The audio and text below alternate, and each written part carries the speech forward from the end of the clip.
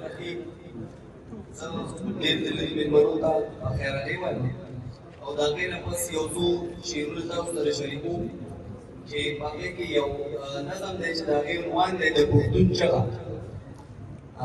ولې مې وجه د خپل ځان تپوس کولی نه شو او زموږ د قام مشران غلطي څه ویلي نه شو او که بغاوت یې کړی او ستا خلاف چا حق ویلي یا به یې بدنام کړی او یا به یې وژنې دا زغملی نه شو او د پښتونخوا په سیمه دومره خونریزي دې وکړه غم دې ارزان که بس که نور جړلی نه شو او اوس مخامخ درته ولاړ یم دا په چغه وایم د ملک واکداره ته قاتلې چټ کېدلی نه شو او نور زما خوار ملک له بمونه او تماچې مه اخله زما د امن فلسفه ده جنګ کولی نه شو او یو څو شعرونه دي چې ما ته خو ظلم ښکاري او ته ورته ایمان وایي او زه ورته هېڅ نه وایم ته ورته جانان وایي ما ته خو ظلم ښکاري او ته ورته ایمان وایي او زه ورته هېڅ نه وایم ته ورته جانان وایي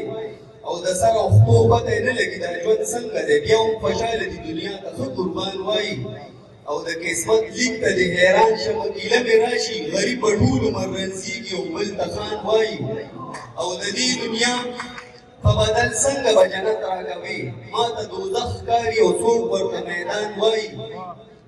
او د یو روپۍ مفاد چې راشي نو بیا هېڅ نه مني هسې سجدې کړي او بس ځان ته مسلمان وایي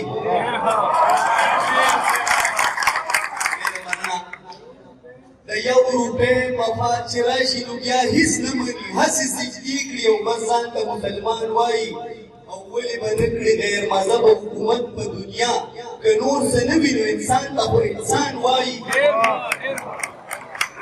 ولې به نه کړي غیر مذهبه حکومت په دنیا که نور څه نه وي نو انسان ته خو انسان وایي